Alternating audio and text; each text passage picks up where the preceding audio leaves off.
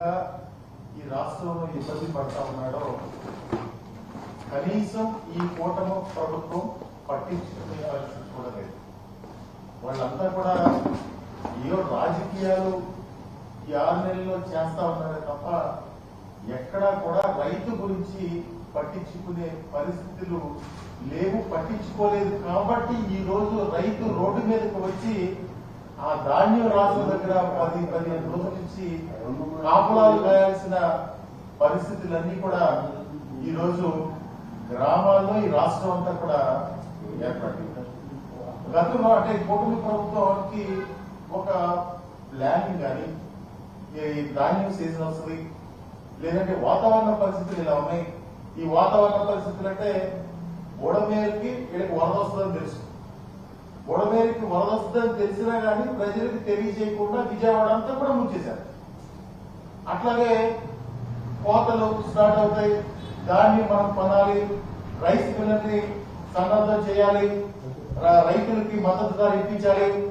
ఎన్నికల ముందు మనం అబద్దాలు చెప్పి ఓట్లు వేయించుకున్నాం, రైతులందరికీ కూడా న్యాయం చేసేస్తాం అని దుష్ప్రచారం చేస్తూ ల్యాండ్ టైటిలింగ్ యాక్ట్ అని అదని ఇదని రకరకాలుగా జగన్మోహన్ రెడ్డి గారిని దూషిస్తూ ఎన్నో మాటలు మాట్లాడినటువంటి ఈ కూటమి నాయకులు ఈ రోజు కనీసం రైతు దగ్గర నుంచి ఒక బస్తా ధాన్యం కూడా కొనిపించలేని పరిస్థితి ఏర్పడతా ఉంది.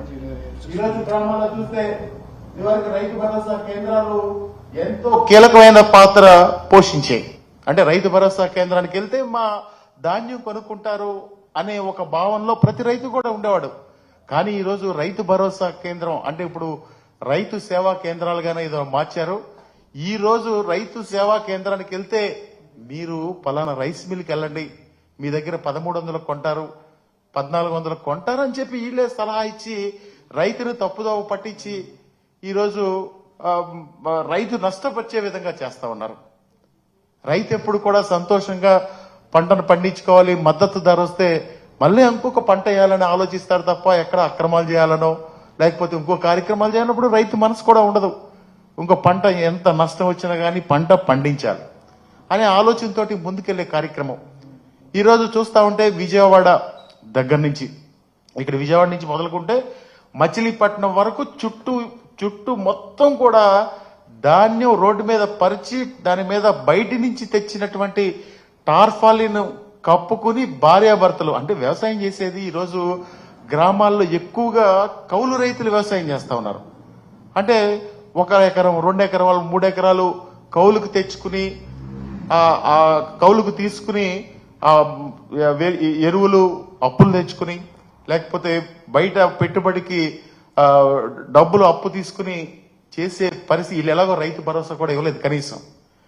ఆ పరిస్థితుల్లో ఈరోజు వీళ్ళు ఏం చేస్తా ఉన్నారంటే ఇవన్నీ కూడా క్యాచ్ చేసుకుంటున్నారు. అంటే ఒక్కొక్క బస్తా అంటే 75 కిలోల బస్తాకి 300 నుంచి 400 రూపాయలు నష్టం జరిగే విధంగా ఈరోజు ప్రభుత్వం వ్యవహరిస్తా ఉంది. రైతు మిల్లర్లు కూడా ఈ రైస్ మిల్లర్లు కూడా ఏం చేస్తా ఉన్నారంటే ఒక రోజు ఈ ధాన్యం ఎత్తకపోతే ఈ రోజు 1400 అడిగితే రేపు అడిగితే 1300కి ఇచ్చేస్తారులే అనే ఒక ఆలోచన. అంటే రైతు వెంటిలేటర్ మీద ఉన్నట్టున్న పరిస్థితి అది. ఎందుకంటే రోడ్డు మీద ధాన్యం ఆరబోసి ఆ ధాన్యం దగ్గర కాపలా కాసుకుని ఎప్పుడు వర్షం వస్తుందా అని చెప్పి ఎదురు చూసి ఈ రోజు ఆ పరిస్థితులు ప్రతి ఒక్క గ్రామంలో కూడా ఎదుర్కొంటా ఉన్నారంటే ఈ ప్రభుత్వం ఏం చేస్తా ఉంది అంటే కళ్ళుండి కబూదుల్లాగా వ్యవహరిస్తారు అన్నట్టుంది. అదేమనంటే మంత్రి గారు సివిల్ సప్లై మినిస్టర్ గారు వచ్చారు, కృష్ణా జిల్లా వచ్చారు మొన్న. హాయ్ అంటే దాన్ని వెతికెళ్ళిపోతాను అన్నాడు. హాయ్ అని వాట్సాప్ లో పెడితే చాలంట. మరి రైతులు ఎంతమంది మేము గ్రామాల్లో తిరుగుతా ఉంటే హాయ్ అని పెడుతున్నామండి, కనీసం ఎవరో రెస్పాండ్ అవ్వట్లేదు అని కూడా చెప్తా ఉన్నారు. కృష్ణా జిల్లా వచ్చి సివిల్ సప్లైస్ మినిస్టర్ గారు 24 గంటల్లో మీరు ధాన్యం కోసినటువంటి 24 గంటల్లో మేము కొనేస్తామని చెప్పారు. దానికి ఈరోజు ఏం చెప్తారు, సలహా ఇస్తారు పక్క జిల్లా రైస్ మిల్లర్ల దగ్గర అమ్ముకోండి మీరు తీసుకెళ్ళని చెప్పి. అంటే ఇదివరకు గత ప్రభుత్వంలో వైఎస్ఆర్ కాంగ్రెస్ పార్టీ ప్రభుత్వంలో ఎప్పుడైతే ఈ కోతలు స్టార్ట్ అవుతాయో జిల్లా యంత్రాంగం అంతా కూడా ఆ మన గోను సంచులు, టార్ఫాలిన్లు అన్నీ కూడా రెడీ చేసుకుని ఒక సిద్ధంగా ఉండేవాళ్ళు. కానీ ఈరోజు మీ ధాన్యం తడిచిపోయింది అంటే ఇతర జిల్లా మిల్లులు కూడా ఇదంతా కూడా ఒక మాఫియాగా అవుతా ఉంది. ఇతర జిల్లా మిల్లులు వాళ్ళు కూడా వచ్చి ఇక్కడికి వచ్చి 1200 కొంటాం 1300 కొంటాం అని చెప్తా ఉన్నారు. అంటే దీని వెనకాల ఎంత మాఫియా దాగుందో ఒకసారి మనందరం కూడా మీ ద్వారా నేను అడుగుతా ఉన్నాను. మీరు కూడా ఒకసారి ఆలోచన చేయవలసిందిగా మనవి చేస్తా ఉన్నాం. ప్రతి గ్రామంలో కూడా ఈరోజు ఇబ్బందులు పడతా ఉన్నారు. రైతు భరోసా కేంద్రాలు నిర్వీర్యం అయిపోయినాయి. రైస్ మిల్లర్ దగ్గరికి వెళ్తే సమాధానం చెప్పే పరిస్థితి లేదు. ఈ రోజు ధాన్యం తీసుకెళ్తే 2 రోజులు 3 రోజులు అన్లోడ్ అవ్వట్లేదు, బిజీగా ఉందని ఒక నెపంతో ఆ లారీ అక్కడ పెడితే ఆ లారీకి కూడా డబ్బులు ఈ కిరాయి చెల్లించాల్సింది రైతే అనే పరిస్థితి మనం ఒక్కసారి గుర్తు చేసుకోవాలి. అదేవిధంగా ఇక్కడి నుంచి ఈస్ట్ గోదావరి, వెస్ట్ గోదావరి, కృష్ణా జిల్లా నుంచి వెళ్ళాలంటే 150, 250 కిలోమీటర్లు, అంటే మండపేట దాకా వెళ్ళాలంటే 250 కిలోమీటర్లు అక్కడికి వెళ్ళి అమ్ముకోమని చెప్తా ఉన్నారు. అంటే వాళ్ళకి ధర రాకపోగా పైగా ఈ ట్రాన్స్పోర్ట్ ఛార్జెస్ కూడా వీళ్ళే చెల్లించాల్సిన పరిస్థితులన్నీ కూడా కనపడతా ఉన్నాయి. ఎప్పుడు కూడా రాష్ట్రంలో రైతు క్షేమంగా ఉంటే ఈ రాష్ట్రం సుభిక్షంగా ఉంటదనేది మన పెద్దలందరూ కూడా చెబుతా ఉంటారు. మనందరం కూడా ఈ రోజు ఉన్నామంటే ఆ రైతే రాజు. ఆ రైతు వల్లే మనందరం కూడా ఈ రాష్ట్రంలో ఇంత సంతోషంగా ఉన్న విషయాన్ని మనందరం కూడా ఒక్కసారి గుర్తు చేసుకోవాల్సిందిగా మనవి చేస్తా ఉన్నాం. అంటే దాదాపుగా కేంద్ర ప్రభుత్వం సాధారణ రకానికి 2300, అదేవిధంగా ఏ గ్రేడు 2320 రూపాయలుగా మద్దతు ధర ప్రకటించింది. నేను వైఎస్ఆర్ కాంగ్రెస్ పార్టీ తరపు నుంచి ఈ ప్రభుత్వాన్ని, కూటమి ప్రభుత్వాన్ని, చంద్రబాబు నాయుడు గారిని, నాదెండ్ల మనోహర్ గారిని అడుగుతా ఉన్నా. నేను మీరు ఇంతవరకు ఈ రాష్ట్రంలో ఒక్క బస్తా అన్నా గానీ రైతుకు మద్దతు ధర చెల్లించి కొన్నారా? ఒక్క బస్తా కూడా ఈ రోజు వరకు ఆంధ్రప్రదేశ్లో ఏ రైతుకి కూడా మద్దతు ధర లభించలేదని చెప్పి మేము ధైర్యంగా సవాలు చేయగలం, చెప్పగలం, నిరూపించగలం. మీరు వస్తే చూపించగలం. ఎక్కడన్నా ఒక్క రైతుకి మీరు మద్దతు ధర అందజేయగలిగి ఉంటే. అదేవిధంగా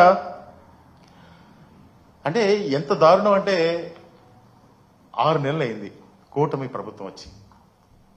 చాలా మంది తెలుగుదేశం పార్టీ నాయకులు ఈ చంద్రబాబు నాయుడు గారు వస్తే ఏదో చేసేస్తారు, బంగారాన్ని సృష్టిస్తారు, సంపద సృష్టిస్తారు, లేకపోతే ఈ రాష్ట్రాన్ని ఏదో చేసేస్తారని చెప్పి పాపం తెలుగుదేశం తమ్ముళ్ళందరూ కూడా చాలా ఆ రోజు ఆశగా ఎదురు చూస్తే 6 నెలలకి వాళ్ళకు వచ్చిన ఫలితం ఏంటంటే సంపద, బంగారం ఎన్ని పక్కన పెట్టి, సూపర్ 6 ఎన్ని పక్కన పెడితే ఈ రైతులు అమ్ముకునే ధాన్యాన్ని కూడా కొనిపించలేని పరిస్థితి ఈ ప్రభుత్వం కల్పించిందంటే ఆ తెలుగుదేశం పార్టీ నాయకులు కూడా ఏమంటా ఉన్నారో ఒకసారి మనం ఆ సోదరుడు వీడియో కూడా చూద్దామని ఒకసారి మనం చేస్తా ఉన్నాం.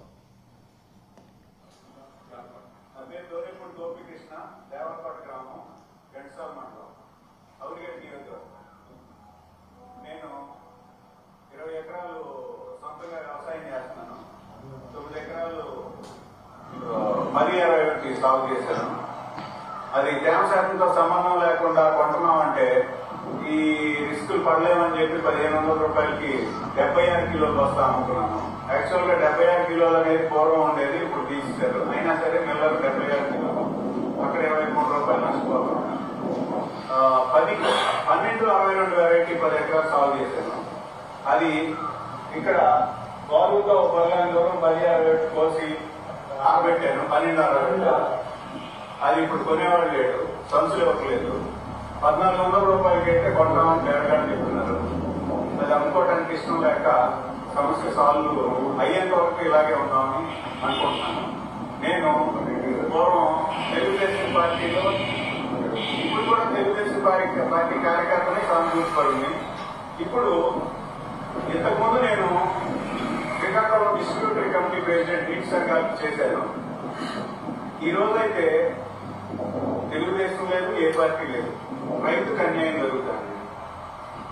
రైతు క్రితం సంవత్సరంలో మేము మద్దతు ధరకి తేమ శాతంతో తీసుకున్నాం. ఇప్పుడు అసలు తేమ శాతం అనేది ఎక్కడ రైస్ మిల్లర్ కనపడనివ్వట్లేదు. ఇది మా రైతుల తరఫున తీవ్ర నిరసన వ్యక్తం చేస్తున్నాం. స్వయంగా తెలుగుదేశం పార్టీకి సంబంధించిన నేను తెలుగుదేశం పార్టీ మద్దతుదారుడు నేను చెప్తున్నాడు. ఆయనే ఆ విధంగా చెబుతా ఉంటే ఈ గ్రామాల్లో పరిస్థితి ఏ విధంగా ఉందో ఒక్కసారి మీరందరూ మీ ద్వారా ఈ రాష్ట్ర ప్రజలందరూ కూడా కోరుకుంటా ఉన్నాను. ఒకసారి ఆలోచన చేయండి. వాళ్ళన్నీ కూడా అబద్ధాలు చెప్పి రైతు విషయంలో పట్టించుకునే పరిస్థితులు. రైతు అంటే ఎప్పుడు కూడా చంద్రబాబు నాయుడు గారికి చాలా చిన్న చూపు ఉంటుంది. అంటే ఉచిత విద్యుత్ అంటే బట్టలారేసుకుంటున్నారని ఆ రోజు అంటే మళ్ళా రైతు గురించి పట్టించుకునే పరిస్థితుల్లో ఎన్నికల ముందు చెప్పినటువంటి వాగ్దానాలు ఒక్కటి కూడా నెరవేర్చలేదు.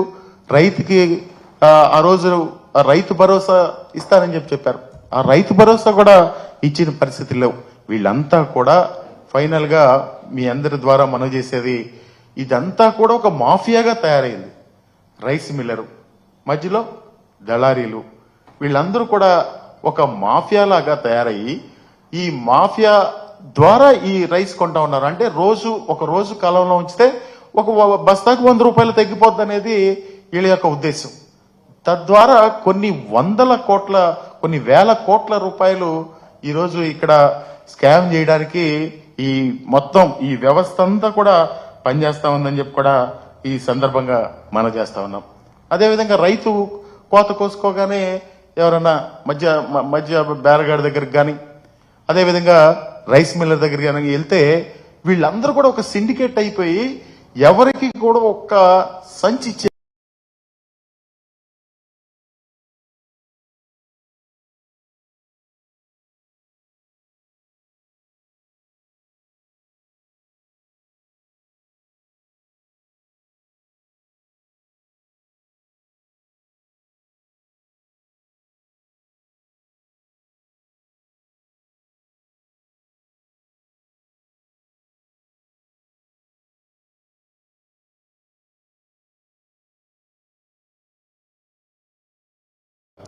ఒక రైతు సోదరుడు వచ్చి ఆయన ధాన్యం ఒక రైస్ మిల్కి చెప్పాల్సిన రోజున ఆ పేరు కూడా చెబుతాం, దాని మీద విచారణకు డిమాండ్ చేస్తాం.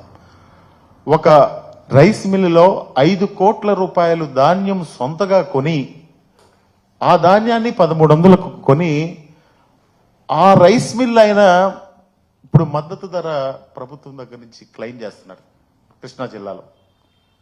అంటే ఈ విధంగా అంటే దాదాపుగా 425 రూపాయల డిఫరెన్స్ తో ఒక రైతుని మోసం చేశారు ఒక బస్తాకి.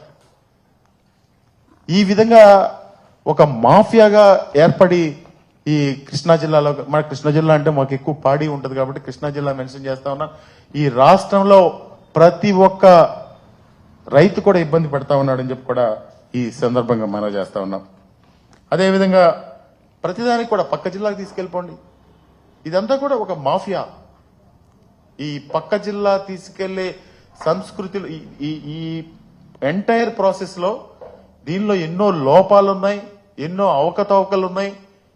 ఎంతమందిలో ఇందులో ఇన్వాల్వ్ అయ్యి కూటమి ప్రభుత్వ నేతలు అవినీతి చేస్తా ఉన్నారని చెప్పి కూడా ఈ సందర్భంగా మనవి చేసుకుంటూ, చాలా మంది ఈరోజు మేము కూడా గ్రామాల్లో తిరుగుతున్నప్పుడు అయ్యా జగన్ బాబే మేలు చేశాడయ్యా రైతు విషయంలో, ఎక్కడా కూడా రాజీ పడలేదు. రైతు భరోసా కేంద్రంలో ఎంత తేమ శాతం ఉంటే రైస్ మిల్లర్ని కూడా అదుపు చేసి అదే తేమ శాతంతో రైతు దగ్గర నుంచి ధాన్యం కొనుగోలు చేసినటువంటి ఘనత జగన్మోహన్ రెడ్డి గారిని చెప్పి ఈరోజు పార్టీలకు అతీతంగా రైతులందరూ కూడా గుర్తు చేసుకుంటా ఉన్నారు. గత వైఎస్ఆర్ కాంగ్రెస్ పార్టీ ప్రభుత్వంలో 39 లక్షల మంది రైతుల దగ్గర నుంచి దాదాపుగా 68,000 కోట్ల విలువైన 3.53 కోట్ల టన్నుల ధాన్యాన్ని సంపూర్ణ మద్దతు ధరకు కొన్న ఘనత జగన్మోహన్ రెడ్డి గారిది అనే విషయాన్ని ఒక్కసారి ఈ రాష్ట్ర ప్రజలు గుర్తు చేసుకుంటా ఉన్నారు ఈరోజు గ్రామాల్లో. మేమేదో చెప్పడం కాదు, గ్రామాలకు వెళ్ళినప్పుడు జగన్మోహన్ రెడ్డి గారి ప్రభుత్వంలో మాకు మద్దతు ధర వచ్చింది, జగన్మోహన్ రెడ్డి గారి ప్రభుత్వంలో మాకు ఈ గోనె సంచులు వెంటనే సప్లై చేసేవాళ్ళు, ఒకవేళ వాతావరణంలో ఏదైనా ఇబ్బంది వస్తే వెంటనే ప్రభుత్వం నుంచే టార్పాలిన్లు సప్లై చేసేవాళ్ళు, మా డైరెక్ట్ గా మా అకౌంట్లోకి డబ్బులు వచ్చి పడాయి అని సంతోషంగా 21 రోజుల్లోపు డబ్బులు వచ్చి పడాయని చెప్పి చాలా సంతోషంగా ఈరోజు చెప్తా ఉన్నారు. అదేమనంటే రకరకాలుగా డైవర్షన్ పాలిటిక్స్ చేస్తా ఉన్నారు. ఈ డైవర్షన్ పాలిటిక్స్ లో అంటే రైతు గురించి మర్చిపోయారు, వాళ్ళు ఇచ్చిన హామీల గురించి మర్చిపోయారు, అన్ని కూడా మర్చిపోయి జగన్మోహన్ రెడ్డి గారి ప్రభుత్వం ఆ విధంగా చేసింది, లేకపోతే ఇంకొకరు ఈ విధంగా చేశారు. జగన్మోహన్ రెడ్డి గారు ప్రభుత్వం మీరు ఏం చేసిందో మీకు తెలుసు, ప్రజలకు తెలుసు. ప్రజలు ఈ రోజు గుర్తు చేసుకుంటా ఉన్నారు. జగన్ అన్న ఈ రోజు ముఖ్యమంత్రిగా ఉంటే రైతు ఎంతో సంతోషంగా ఉండేవాడు, రైతుకి రైతు భరోసా వచ్చేది, పిల్లలకి అమ్మఒడి వచ్చేది, ఇప్పటి వరకు ఫీజు రీఎంబర్స్మెంట్ రాలేదు. ఇప్పుడు దాదాపుగా 3 క్వార్టర్లు, అంటే అంతకుముందు ఇంకో క్వార్టర్ 4 క్వార్టర్లు ఇంతవరకు కూడా ఫీజు రీఎంబర్స్ ఇవ్వకపోతే అందరూ ఇబ్బందులు ఇవన్నీ కూడా పట్టించుకునే పరిస్థితులు ఎక్కడా కూడా కూటమి ప్రభుత్వానికి లేవు. వీళ్ళకి ఎంతసేపు కూడా డైవర్షన్ పాలిటిక్స్, వాళ్ళ సంపాదన, మద్యం, లేకపోతే శాండు, వీటి మీదే దృష్టి ఉంది తప్ప రైతుని ఆదుకునే పరిస్థితి లేదని చెప్పి ఈ సందర్భంగా మీ ద్వారా తెలియజేసుకుంటూ, రాబోయే కాలంలో ఇదే కొనసాగితే తప్పకుండా కూడా వైఎస్ఆర్ కాంగ్రెస్ పార్టీ తరఫున అతి త్వరలో మా అధ్యక్షుల వారితో సంప్రదించి పెద్ద ఎత్తున ఈ రాష్ట్రంలో పెద్ద ఎత్తున ఉద్యమం చేపట్టడానికి సిద్ధంగా ఉన్నామని చెప్పి కూడా ఈ సందర్భంగా మనవి చేస్తా ఉన్నాం. అదేవిధంగా రైతులు అంటున్నారు, రోడ్డు మీద నిలబడి కనపడితే మాకు భయం వేస్తుంది అంటున్నారు. ఎందుకు భయం వేస్తుందంటే ఇది 10 రోజులైంది, ఇంతవరకు కనీసం దీన్ని తీసుకెళ్లలేదు, వర్షం వచ్చే పరిస్థితులు ఉన్నాయి, ఆ వర్షం దగ్గర వచ్చే పరిస్థితుల గురించి కానీ లేకపోతే ఆ జాగ్రత్తలు తీసుకోవాల్సిన పరిస్థితుల్లో ఒక వీఆర్ఓ కూడా మాకు చెప్పట్లేదని చెప్పి చెప్తా ఉన్నారు.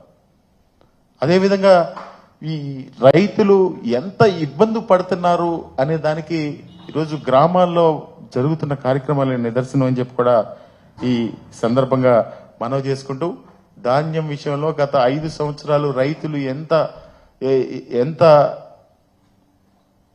సుఖపడ్డారో, వాళ్ళ మద్దతు ధర తీసుకున్నారు. ఈ సంవత్సరం ఎంత ఇబ్బందులు పడతా ఉన్నారో ఆ రైతులు బాధ చూస్తే, ఆ సోదరుడు ఇందాక తెలుగుదేశం పార్టీకి సంబంధించిన సోదరుడు చెబితేనే మనకి అర్థమవుతా ఉంది. తప్పకుండా రైతుకి న్యాయం జరిగే వరకు కూడా వైఎస్ఆర్ కాంగ్రెస్ పార్టీ పోరాటం చేస్తుందని చెప్పి కూడా ఈ సందర్భంగా మనవి చేసుకుంటూ, రైతు ఎప్పుడు కూడా ఈ రాష్ట్రానికి వెన్నుముక్క. వైఎస్ఆర్ కాంగ్రెస్ పార్టీ ఎప్పుడు కూడా రైతు ప్రభుత్వం. జగన్మోహన్ రెడ్డి గారు రైతు పక్షపాతి.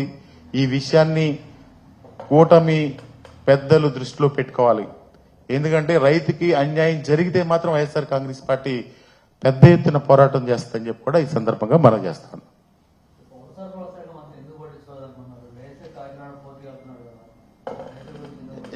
ఎవరు పౌర సరఫరాలు శాఖ మంత్రి గారు మొన్న ఈ మధ్య కృష్ణా జిల్లా వచ్చారు. కృష్ణా జిల్లా వచ్చి 24 గంటల్లో ఈ ధాన్యం అంతా వెళ్ళిపోద్దని చెప్పి చెప్పారు. మళ్ళీ పైగా ఏం చెప్తారు, హాయ్ అని వాట్సాప్ లో పెట్టాలంట రైతు. హాయ్ అని వాట్సాప్ లో పెడితే ఈయన వచ్చి ధాన్యం కొనిపించేస్తాడంట. ఇది చూడండి, ఎంతమంది రైతులు హాయ్ అని వాట్సాప్ లో పెడుతుంటే కనీసం అది స్పందన కూడా లేదు. అదేవిధంగా కాకినాడ పోర్ట్ అంటున్నారు. ఓకే, కాకినాడ పోర్టుకి వెళ్ళండి, నిజంగా అక్కడ అక్రమాలు జరుగుతాయి అన్ని చూడండి, కానీ మన రైతుల సంగతి ఏంటో చూడండి. మన రైతుకు మద్దతు ధర ఇప్పించండి. ఈ రాష్ట్రంలో రైతుకి మద్దతు ధర అందకపోతే ఈ రాష్ట్ర పరిస్థితులు ఏ విధంగా ఉంటాయి? ఎందుకంటే ఎక్కువ వ్యవసాయం మీద ఆధారపడి జీవించే ప్రజలందరూ కూడా ఉన్నారు. ఒక్కసారి ప్రభుత్వాన్ని వైఎస్ఆర్ కాంగ్రెస్ పార్టీ తరఫున ఒకటే చెప్తా ఉన్నాం, మీరు ఇదే పనులు చేస్తే తప్పకుండా కూడా మీ మీద పోరాటం చేయాల్సి వస్తుందని చెప్పి కూడా మనం చేస్తా ఉన్నాం. నాదేండ్ల మనోహర్ గారు, ఇప్పటికి మేము అందరం కూడా హాయ్ హాయ్ అని పెట్టినా మీకు చలనం లేదు. మీకు ఎప్పుడు ఆ చలనం వస్తుందో మరి హాయ్ అని పెట్టాలో లేకపోతే ఇంకొక ఏదైనా ఆప్షన్ పెట్టాలో గిల్లాలో. హాయ్ అంటేనేమో తెలియట్లేదు, కనీసం గిల్లితేనన్నా తెలుస్తుందేమో. ఒకసారి ఆలోచన చేయవలసిందిగా, అంటే ఇది రైతులు పడుతున్న బాధను బట్టి మాట్లాడుతున్న మాటలు, అంతే తప్ప ఏదో వ్యక్తిగతంగా కించపరచాలని కాదు. రైతులను ఆదుకోండి, రైతులకు మద్దతు ధర ఇప్పించండి, ఈ సీజన్ అయిపోయిన తర్వాత ధైర్యంగా చెప్పండి ఇంతమంది రైతుకి మద్దతు ధర ఇప్పించామని. మేము ధైర్యంగా చెప్పగలుగుతా ఉన్నాం. ఇంతమందికి 5 సంవత్సరాల్లో లాస్ట్ ఇయర్ దాదాపుగా